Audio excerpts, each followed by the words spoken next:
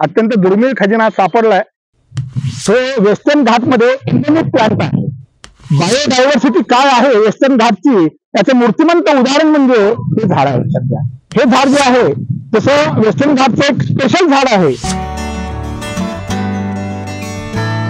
नमस्ते मित्रांनो, discovery of medicinal plants या माझ्या चॅनलमध्ये आपल्या सर्वांचं स्वागत आहे। आज मी आलो होतो दुर्गमानवड या भागामध्ये आणि शेतकरी रोप लावतात, थोडंसं बघावं म्हटलं म्हणून थांबलो होतो आणि त्या शेताचे मालक देखील माझ्या शेजारी आहेत। बहुतेक ते ट्रॅक्टरचं त्यांच्या रोटरचं चाक बदलतायत त्यातले चिखल करण्याकरता।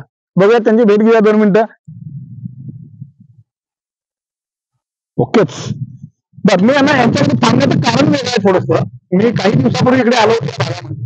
माझं इंटेन्शन थोडंसं वेगळं आहे, कारण यांचं शेत जे आहे त्या शेतामध्ये मी झाड बघितलेलं आणि त्या झाडाचा शूट करण्याकरता मी स्पेशली आज आलोय। प्रचंड पाऊस आहे आणि अशा वातावरणात ह्या भागामध्ये रोप लावणीचं काम चालू आहे आणि आमचे पाटील साहेबांच्या शेतामध्ये समोर तिकडे एक झाड उगवलेलं आहे।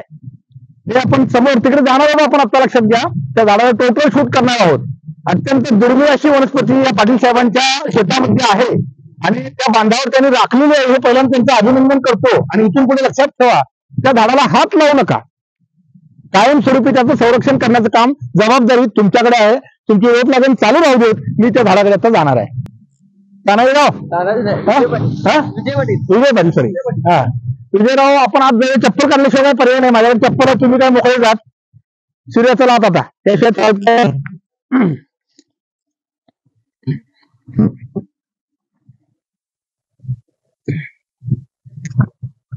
जाऊ दे। कुठलं बॅन लावलं यंदा? 312।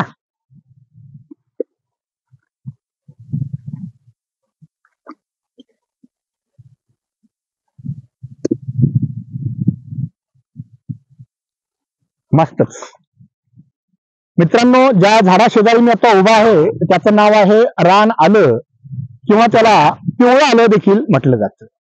जिंजीबर निशानम असं बोटॅनिकल नाव आहे। हे वेस्टर्न घाटमध्ये एंडेमिक प्लांट आहे। सगळ्यात महत्वाचा मुद्दा जर काय असेल तर हे कर्नाटक आणि केरळ याच भागामध्ये जास्त प्रमाणात दिसून येतं।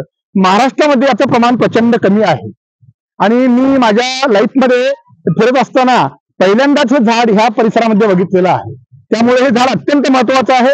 बायोडायव्हर्सिटी काय आहे वेस्टर्न घाटची त्याचं मूर्तिमंत उदाहरण म्हणजे हे झाड आहे। सध्या पाऊस आहे, वारा आहे, तरी देखील ते झाड शोधण्याचा प्रयत्न मी आज केलेला आहे। त्यामुळे हे झाड तुमचं रक्षण करणं, हे झाडाचं रक्षण करणं ही अत्यंत महत्वाची गोष्ट आहे। याच्यामध्ये इम्पॉर्टंट जो मुद्दा आहे ते साधारणपणे बघू शकता, माझी उंची 6 फूट आहे, कारण 5 फूट उंचीचं हे झाड झालेलं आहे।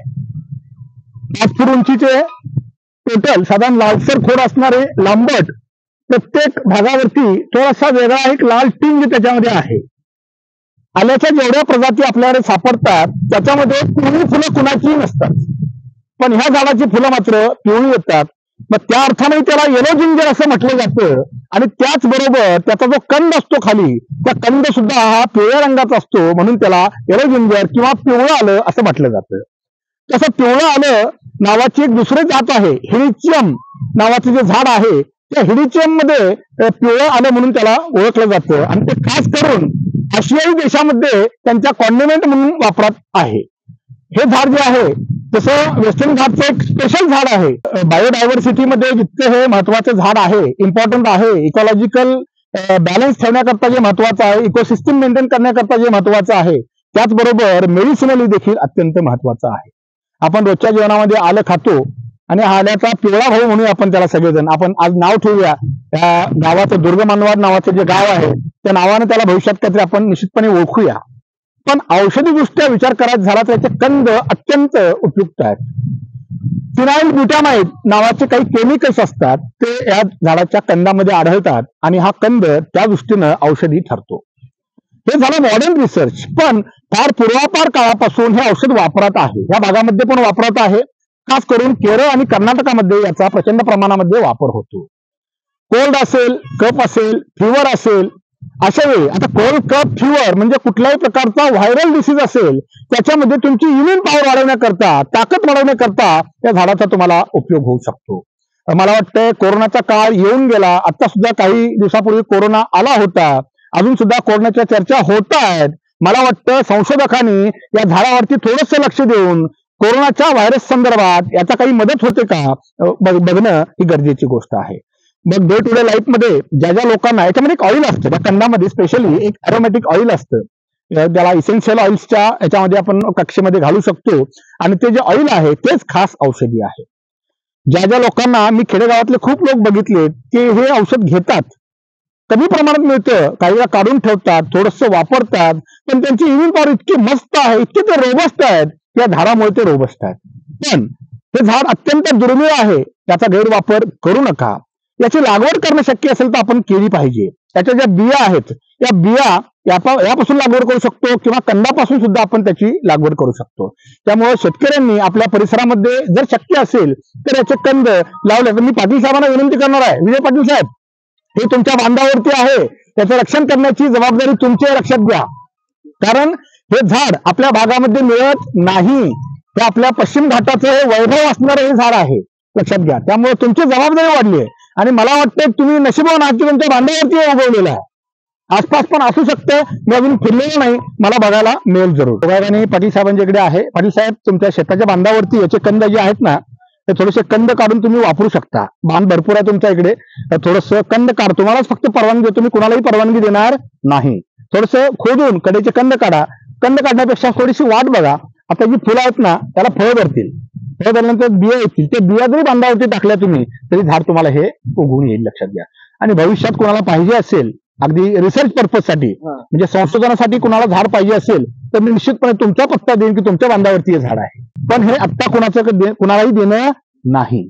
तर मित्रांनो, औषधी दृष्ट्या अत्यंत इम्पॉर्टंट आणि बायोडायव्हर्सिटीच्या दृष्टीने अत्यंत इम्पॉर्टंट हे झाड आपण आपल्या समोर आहे. याची फुलं एक वेगळं वैशिष्ट्य आहे, आपण बघू शकता. पुढे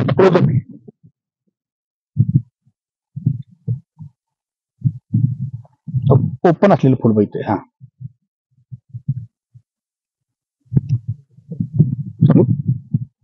तर याची जी पिवळ्या रंगाची फुलं आहेत ना, ती त्याच्या जर बघितलं तर एकदम डार्क पिवळ्या रंगाचे आहेत, आणि त्याच्या बरोबर आतल्या बाजूला दोन्ही साईडला लाल स्पॉट असतात. हे त्याचं ओळखण्याचं वैशिष्ट्य आहे. मॉर्फॉलॉजिकल त्याचं कॅरेक्टर जे आहे ना, तर त्याचे लाल स्पॉट्स आहेत. आणि साधारणपणे त्याची उंची, हा जो फुलोरा आलेला आहे हे बघा, साधारणपणे वितीपेक्षा जास्त, म्हणजे जवळजवळ कमीत कमी अर्धा फुटाच्या आसपास वितीपेक्षा जास्त आहे. अर्धा ते पाऊण फूट याचा हा फुलोरा येतो, लक्षात घ्या. आता काही दिवसानंतर त्याचं फ्रुटिंग होईल, आणि ते फ्रुटिंग झाल्यानंतर मात्र मी या पाटील साहेबांना सांगितलेलं आहे त्याच्या बिया कलेक्शन करून ठेवा, आपण त्याची रोपं करू आणि ती रोपं आपल्या परिसरामध्ये लावू, लक्षात घ्या. अत्यंत दुर्मिळ खजिना सापडलाय, फारच गुणकारी मेडिसिनल प्लांट आहे, आणि इकडे भरपूर आहे. हा भाग तर वनस्पतींचा खजिना आहे. हे पाहू शकता कसं खालून कसं उगवलंय. तुम्हाला मी कंद दाखवणार नाही आहे, कारण का मी माझ्या बघण्यात आता थोडस एकच झाड दिसतंय, त्यामुळे मी आज कंद काढणार नाही. थोडस हे झाड याला बिया येऊ देत, मग तुम्हाला कंद काढून त्या कंदाचा नेक्स्ट व्हिडिओ तुम्हाला मी दाखवतो. तोपर्यंत तुम्हाला हे कंद सुरक्षित राहू देत, कारण आपलं जे कर्तव्य आहे निसर्ग जपण्याचं आहे, पर्यावरण रक्षणाचं आहे. ऍज अ इथेनो बॉटनिस्ट म्हणून माझं कर्तव्य आहे की तुमच्यापर्यंत झाड पोहोचलं पाहिजे, तुम्हाला समजलं पाहिजे. तर मित्रांनो, योगायोगानं जे झाड मला आज इकडे बघायला मिळालं ते यांनी जपलेलं आहे. दोघांनी, पाटील साहेब आहेत, त्यांचे मित्र सोबत आहेत, लक्षात घ्या.